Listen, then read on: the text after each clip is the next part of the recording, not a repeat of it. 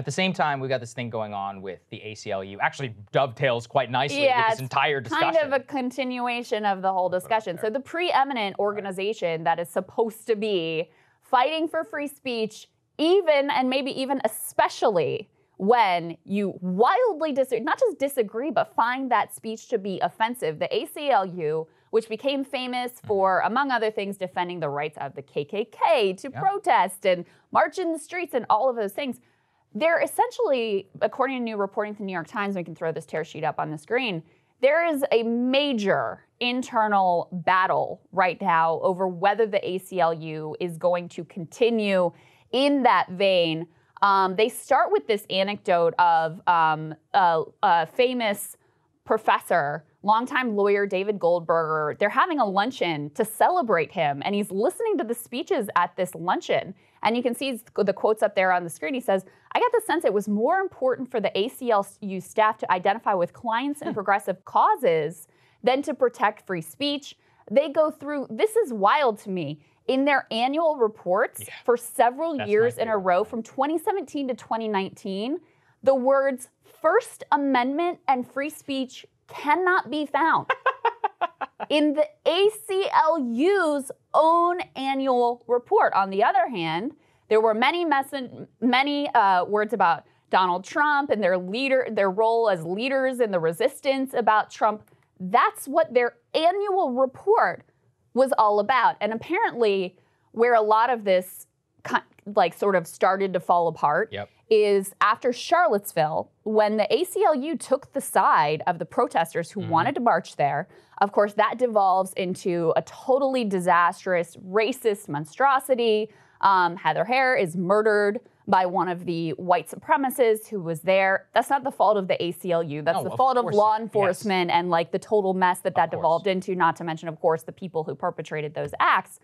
But it was after that the mission of the organization really started to change. At the same time, they were flooded with cash in the Trump era because they positioned themselves as taking this leading role in the resistance against Trump.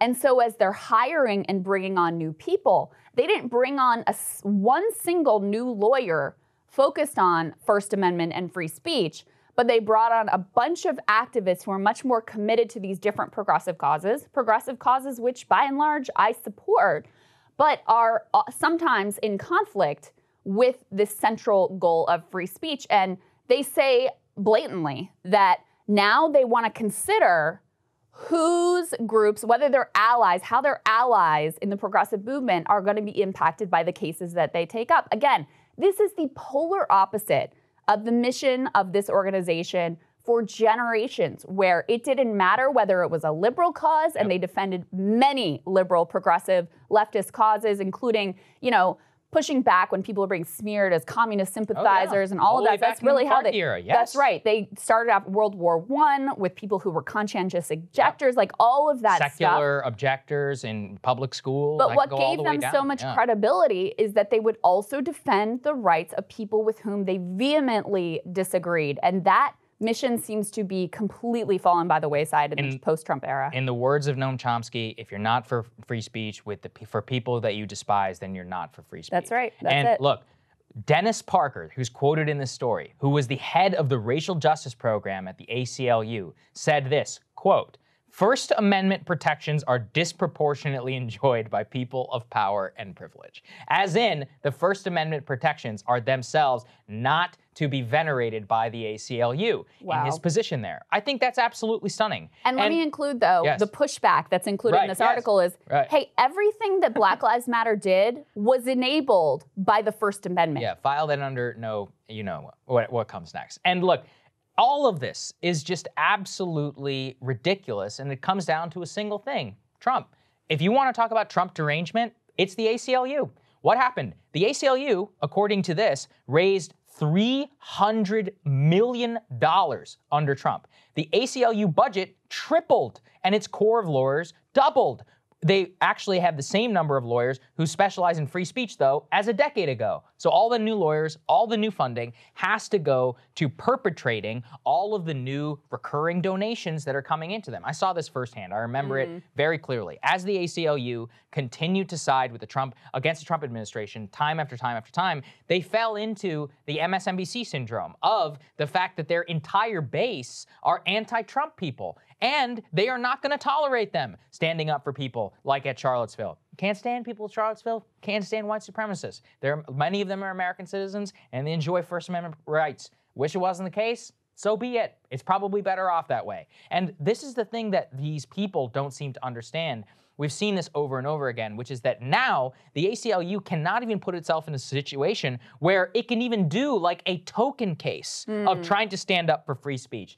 Another thing that I think his name is Gerald Powell, the author of the story, great New York Times journalist. It's a phenomenal piece. It's lengthy, and you should read all of it. He points out that in terms of campuses, they refuse to insert themselves in many cases on behalf of students. This is the same organization which in the 1960s stood up for students who were protesting against Vietnam. These are the same thing that defended high school students, their right to be secular. I mean, I can go so many famous cases which pave the way, I think, frankly, for you and I to be able to exist in modern public society. True. And look, I grew up in a town where George H.W. Bush's library was. It wasn't so fun speaking out against the Iraq War. And I bet you 30 years prior, I would have been silenced. And I said whatever I damn wanted, much to the chagrin of a lot of people. And it's because of people like the ACLU who paved the way for high school students' rights, all from the very beginning, in terms of their free speech protections. All of that has been completely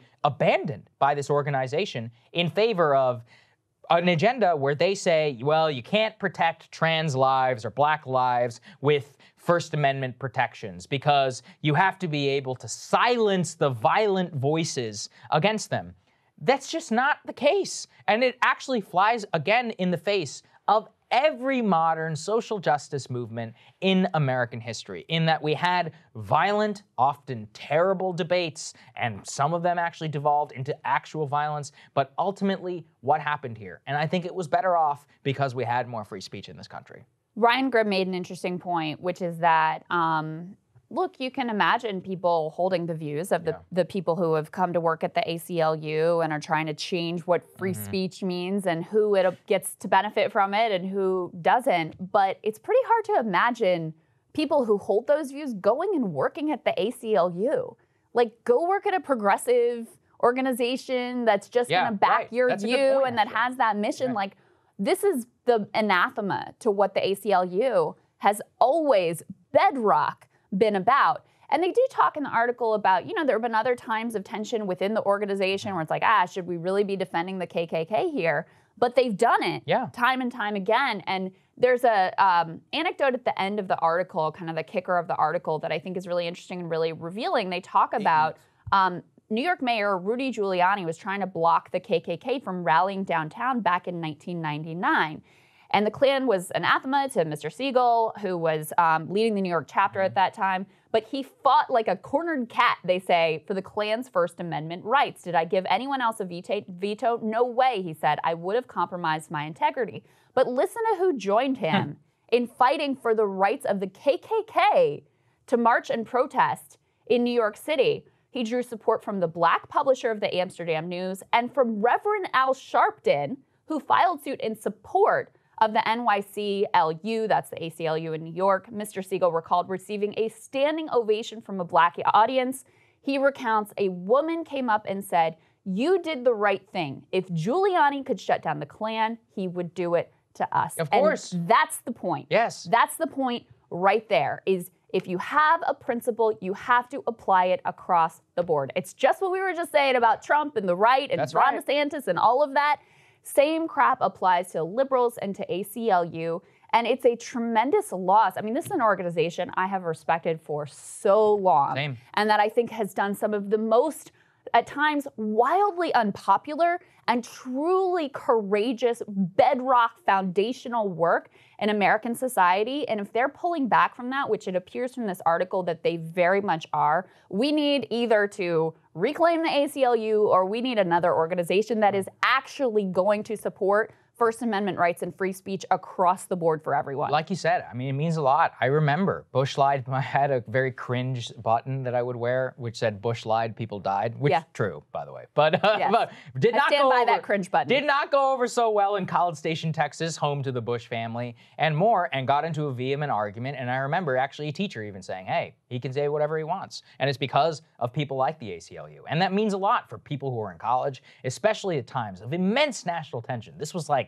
2003, where you're not supposed to say a single thing, right? And like this was conflated with speaking out against the troops. This stuff really matters. And whenever you abandon it, you are losing so much in untold, how many opinions are going unvoiced, or like how many people are not saying what they really believe. And then all that leads to is just a total and complete catastrophe. Yeah, indeed.